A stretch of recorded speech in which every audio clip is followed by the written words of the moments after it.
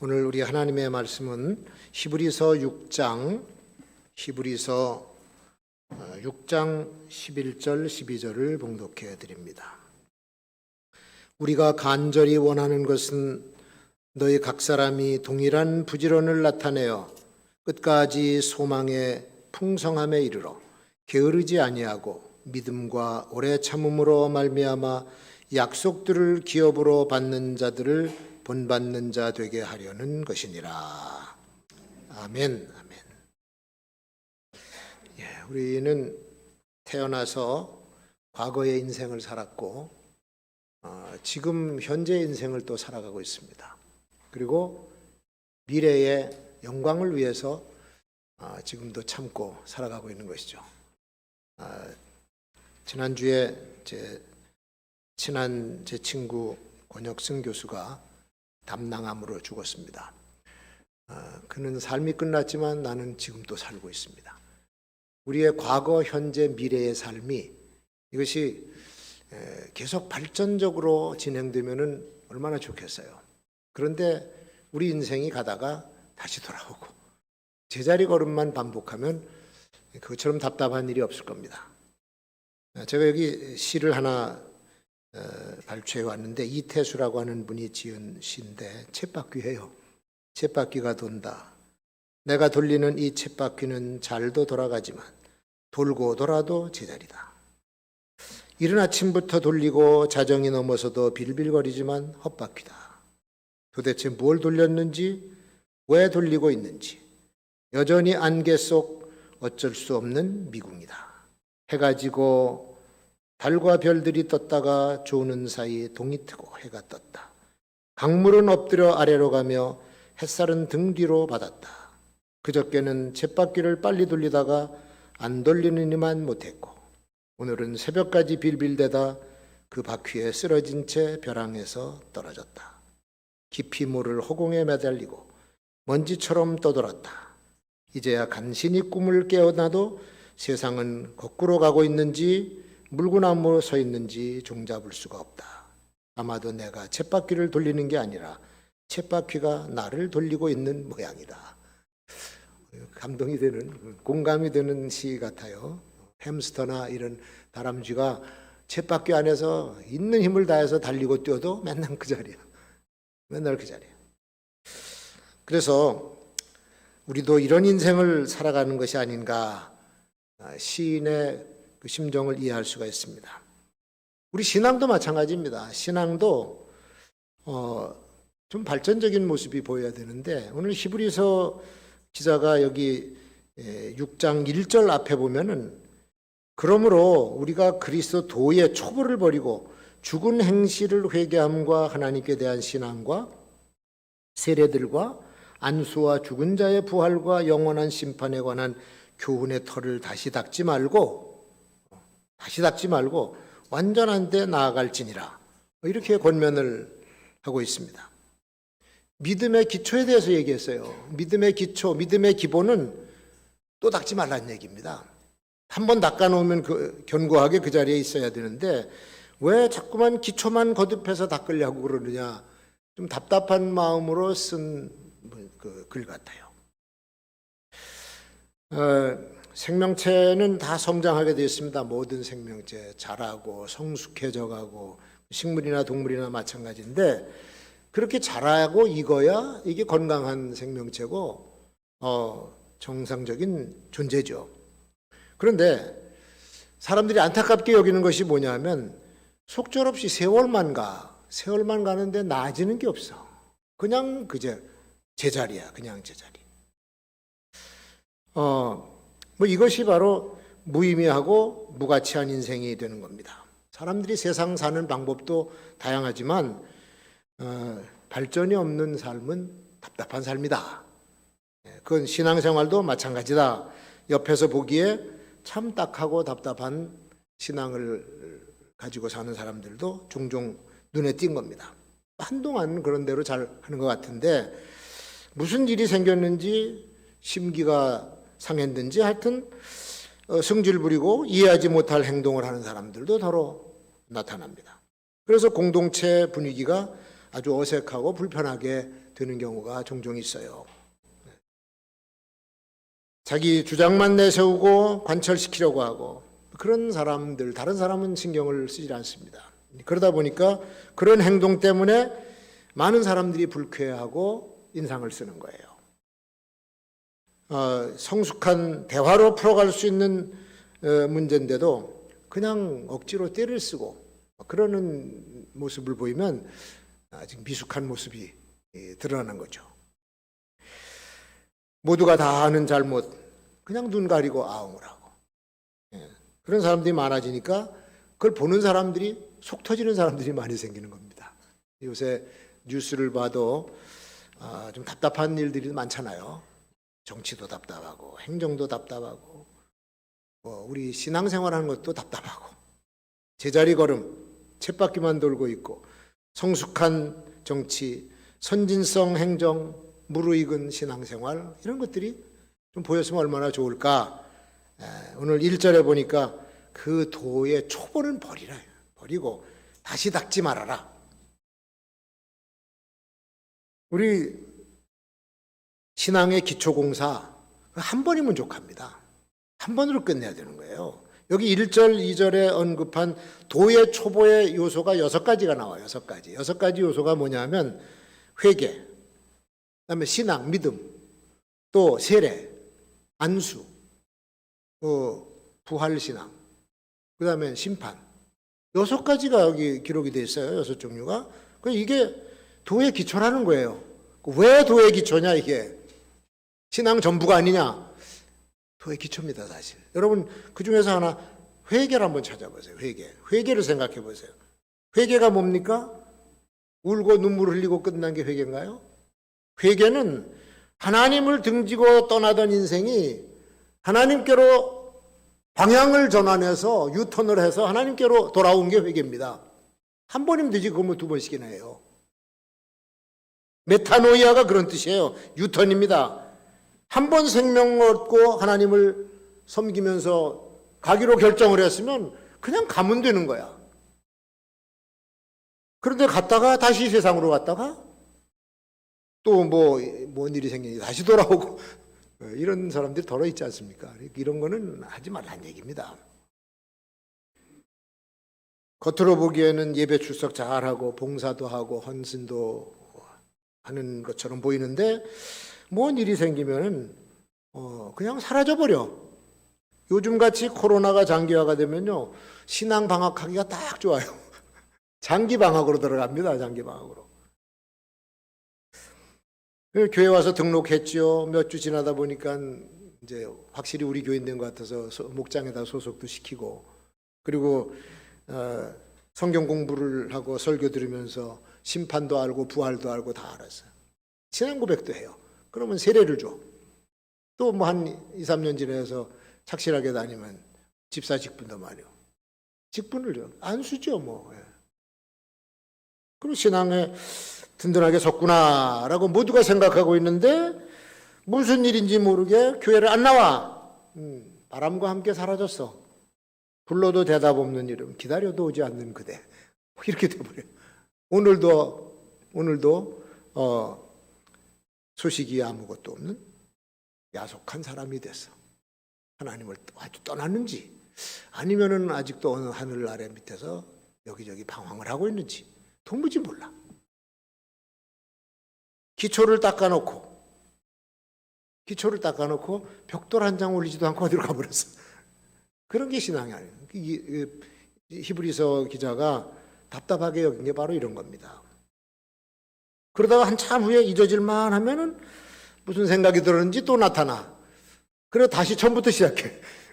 기초를 2번 닦고 3번 닦고. 여러분 보세요. 건축하는 사람 보세요. 건축을 하려면 아주 좋은 위치에다가 땅을 고르고 거기다 지하를 파든지 아니면은 시멘트 콘크리트를 쳐서 기초를 만듭니다. 기초를 만들면 그 다음 건축을 해야 되는 거예요. 근데 기초만 들여다보면서 여기 아닌가벼 저쪽으로 옮겨 또 다른 쪽으로 옮겨. 이놈의 기초공사만 하다 끝날 겁니까? 시간 낭비, 돈 낭비. 이게 설계가 잘 된 기초공사는 한 번이면 좋게 마음에 들지 않는다고 여기저기 돌아다니고 그러면 안 됩니다. 신앙관리도 자기가 해야지 누가 해줍니까? 하나님께 은혜 받았다고 하면은 은혜 받은 소중한 거를 자기가 지켜야지. 예배당에서 예배드리고 은혜 충만히 받고서는 밖에 나가서 다 쏟아버리는 경우. 제가 전에 그랬잖아요. 주차장에서 다 쏟는다고. 주차장. 예배당에서 은혜 받고 주차장에 와서 다 쏟아버려. 와 나와 보니까 교우들이 앞뒤로 꽉 막아버렸어. 급해서 지금 가야 되는데 이게 어디가 있는지 몰라. 또 옆에 있는 차가 말이죠. 어떻게 문을 잘못 열는지 기스가 가버려서 그게 막 뚜껑이 열려가지고 한참 씩씩거리고 있는데 기초 성경 공부, 새신자반 공부하고 온 새신자가 와서 차를 타려고 그러니까 막 혈기를 부리고 주차도 제대로 못하냐. 막 닦아 세우니까 자기 은혜는 다 쏟아버리고 애써서 전도해온 새신자까지 날려버려.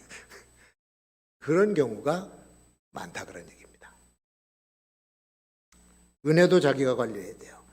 신앙도 하나님께로 일단 돌아섰으면 그게 기초가 돼서 그 위에 내 인생을 건축하는 겁니다.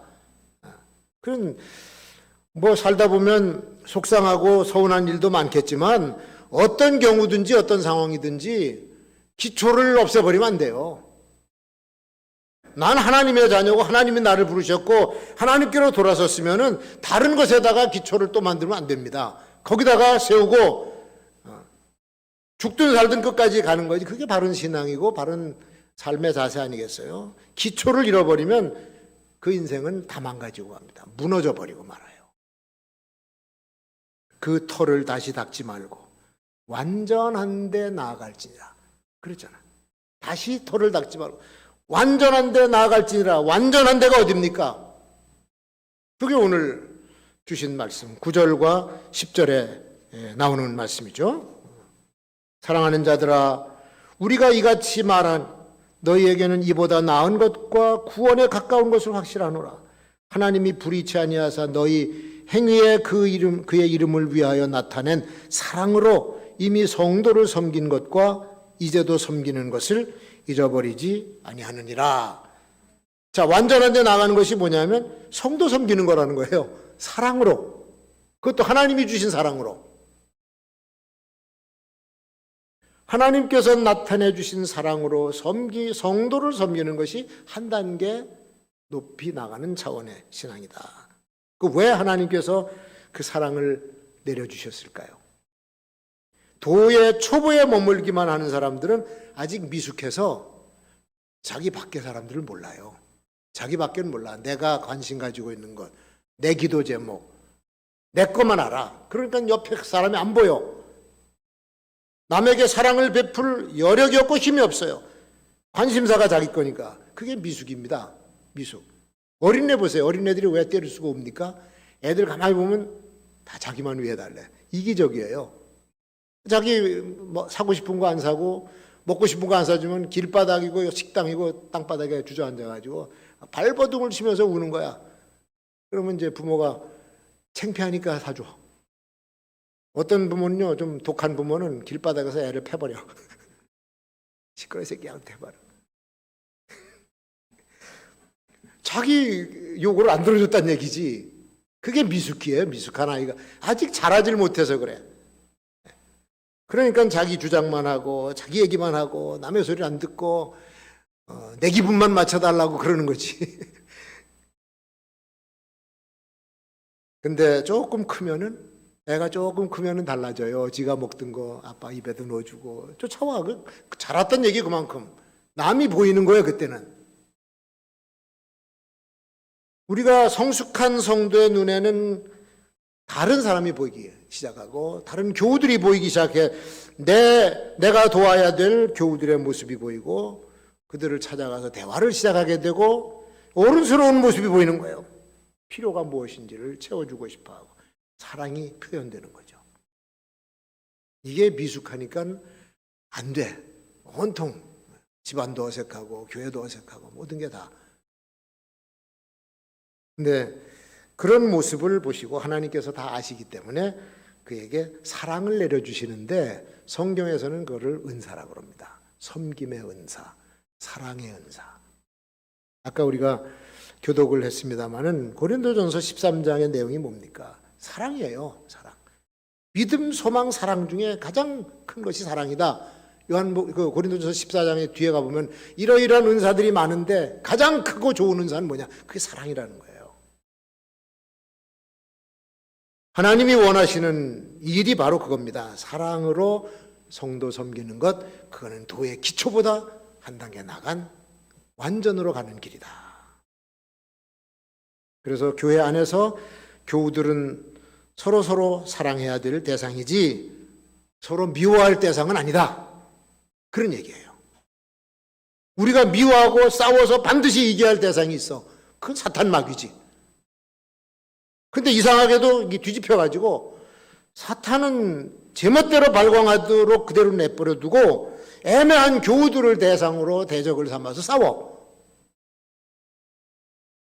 이거는 잘못된 겁니다. 기회만 되면 트집을 잡아서라도 싸우려고 하는 잘못된 태도가 나타나는, 이제 이게 많은 공동체의 문제가 되는 겁니다. 사랑을 나타내 주시는 분은 하나님이신데 미움을 나타내는 자는 마귀거든요.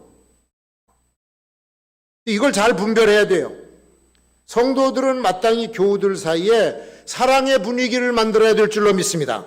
싸우는 분위기를 만들어서 공동체를 어지럽게 하는 거는 이건 마귀가 좋아하는 거예요. 그러니까 이용을 당하는 거지. 사도 요한이 요한일서를 기록하면서 주된 목적 중에 하나가 바로 형제들 간에 서로 사랑하라는 것을 권면하고 있어요. 하나님을 사랑하노라 하고 그 형제를 미워하면 이는 거짓말하는 자라. 보이는 그 형제를 사랑하지 않는 자가 어찌 보이지 않는 하나님을 사랑할 수가 있겠느냐. 요한일서 4장 20절에 그렇게 말씀했잖아요. 거짓말이라는 거예요. 신앙도 거짓말, 모든 게 다 거짓말이라는 거예요. 도의 초보를 떠나서 성장하고 성숙하게 되는 길이 뭐냐? 형제를 사랑으로 섬기는 것이다. 이거를 히브리서 기자가 딱 못 박아서 가르쳐 준 거죠. 그래서 기독교 신앙의 성숙도를 측정하는 측정기는 사랑의 분위기입니다. 이거는 그 교회 성장을 연구하는 학자들이 발견해낸 거예요. 8가지 항목 중에 마지막에 딱 나와. 사랑의 분위기. 그게 교회 성장하는 비결 중에 하나더라고. 그러니까 신앙의 성숙, 그거는 행동과 삶으로 나타나는 신앙 고백이고, 입으로 하는 신앙 고백은 그건 사도신경이지 뭐. 어느 나라든지 어느 사회든지 선진성과 발전성을 보려면 시민들의 표정을 보면 알아요. 표정. 길에 다니고 있는 사람들의 표정. 사람 만날 때마다 밝게 웃고 인사하고 뭐 질서 지키고, 그러면 그 사회는 살기 좋은 사회예요. 그런데 불평으로 가득 차 있고 맨날 그냥 쌍시옷짜리 말만 하면서 돌아다니고 좋은 사회가 아닙니다. 국민이 패로 갈려가서 서로 싸우고, 그게 무슨 행복이 있겠어요? 서로 이빨을 갈고 원수로 붙어서 싸우는데. 남북이 싸우고 동서가 싸우고. 요새 미얀마라고 하는 나라 민주화 지도자였던 아웅산 수지 여사를 감금을 해버리고, 그 다음에 현직 대통령을 끌어내리고 군부가 딱 장악을 해서 기업령을 선포하고 총을 쏴서 자기 국민들을 죽이고 있습니다. 이 나라는 옛날에도 그랬어요. 80년대에도 수천 명을 죽였습니다. 군부가 딱 바뀌질 않아요. 나라가 자원이 어마어마하게 많습니다. 뭐 광산을 캐면은 보석이 나오질 않나.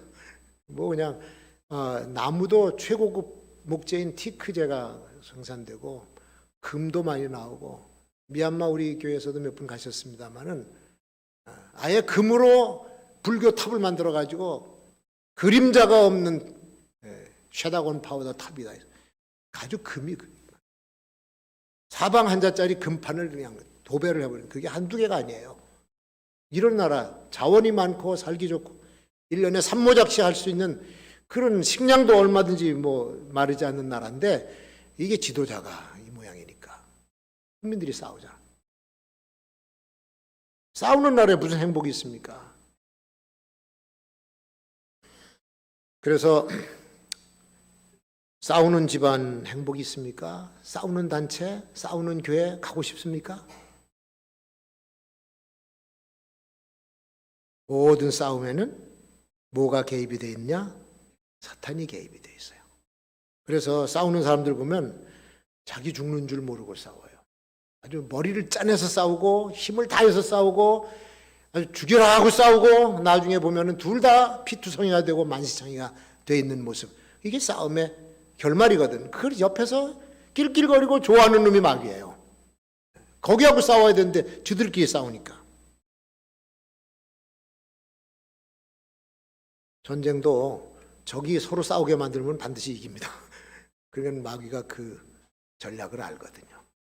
사랑으로 성도들을 섬기고 성도들을 사랑하는 우리 금곡교회가 되어야 될 줄로 믿습니다. 자, 그리고 이제 마지막으로 보면은 그 뒤에 11절에 약속들을 기업으로 받는 소망, 그걸 단단히 붙잡자는 얘기예요.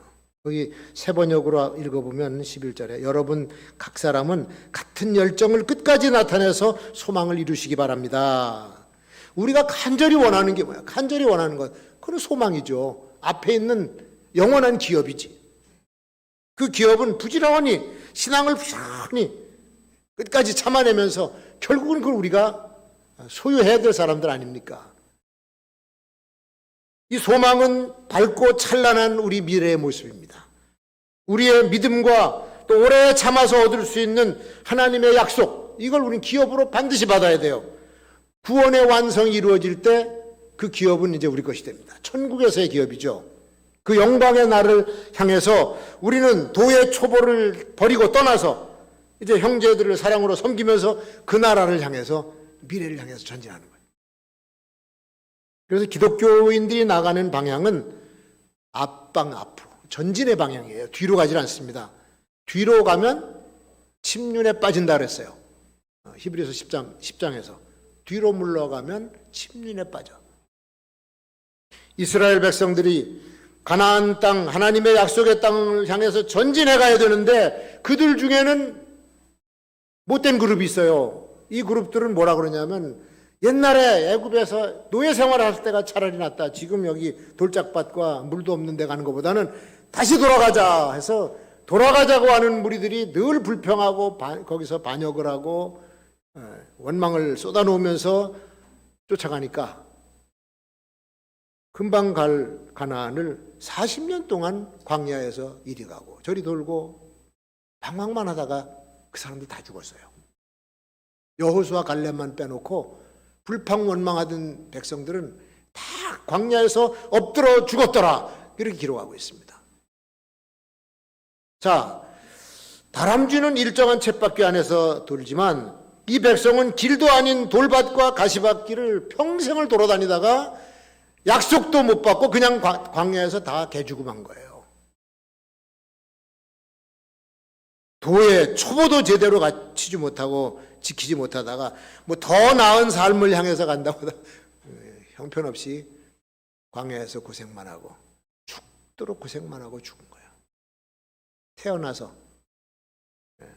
신앙의 기초도 제대로 붙잡지 못하고 뭐 별로 낮은 것도 없고 이렇게 10년, 20년, 70년, 80년 지나고 나니까 뭐가 된 게 없어.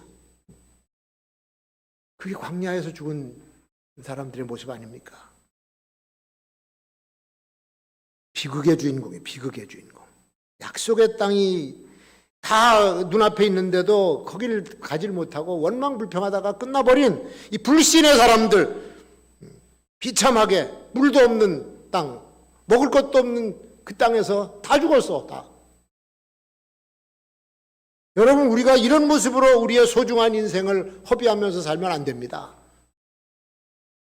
얼마나 큰 축복을 얻었는데, 예수 믿고 받은 축복은 이건 상상을 초월하는 축복인데 그 축복을 버리고 왜 세상에서 방황하다가 끝나요?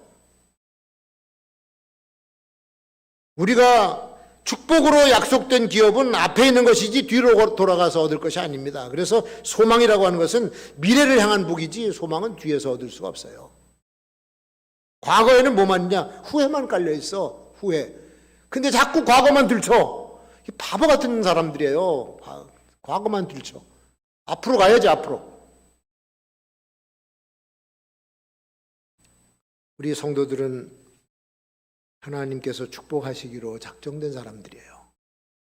영적으로도 그렇고 육적으로도 그렇고 우리 생활이 그래야 돼요. 어제보다는 오늘이 더 복되고 오늘보다 내일이 복되고 나보다는 내 자녀들이 복되고 또 그 후손이 창대한 복을 누려서 복을 천대를 나갈 수 있는 복인데 이거를 기초를 제대로 못 닦고 기초에 매달려서 인생을 건축하지 못하다가 결국은 이렇게 비참하게 끝나는 이런 삶이 돼서는 안 되겠다. 이건 히브리서 기자가 속이 터지는 거예요. 너희 하나님 알고 있는 사람들 아니냐? 왜 그렇게 사느냐? 예수님을 만나서 그분을 영접하고 영생을 얻은 사람들이 그리스도인입니다. 우리의 인생의 방향은 하나님 나라로 딱 고정되어 있어야 되는 거예요. 천국을 향해서 순례하는, 오늘 힘들어도 가야 되는 곳이 거기입니다. 하나님께서 우리를 위해서 기업을 보장해 놓으시고 땅에 사는 동안에 그걸 위해서 참 멋진 인생을 세워나가는 그런 사람들이 되고, 근데 기초에만 매달려 그것도 제대로 하지 못하고 완전한 성숙을 향해서 나가지 못하면 안 되죠. 서로 사랑하면서 행복한 신앙생활하고. 금국교에서 이렇게 좋은 성도들 만났는데 여러분, 우리가 같이 사랑하면서 행복한 교회를 만들어야 되지 않겠어요? 그런 분위기가 딱 되면은 금곡교회는 오지 말라 그래도 오고 싶은 데가 되어버려. 그리고 그 모습 그대로 그냥 가는 거야. 찬양하면서 어디까지? 약속의 기업을 얻는 그 순간까지 가는 겁니다. 그러면 아무리 힘들어도 이겨낼 수가 있어요. 코로나가 100번 와도 우리가 이겨낼 수가 있어. 세상 누가 통치자가 되고 누가 다스리는 신경 쓸 필요 없습니다. 세상은 원래가 그러니까. 우리 가는 길은 확실히 정해져 있잖아요. 그 길을 향해서 우리가 오늘 이 히브리서 기자가 간절히 원하는 마음이 바로 그런 마음인데, 그 마음과 이해하면서 우리가 믿음으로 꼭 승리하고 성취하는 성도들이 되시기를 주의 이름으로 축원합니다.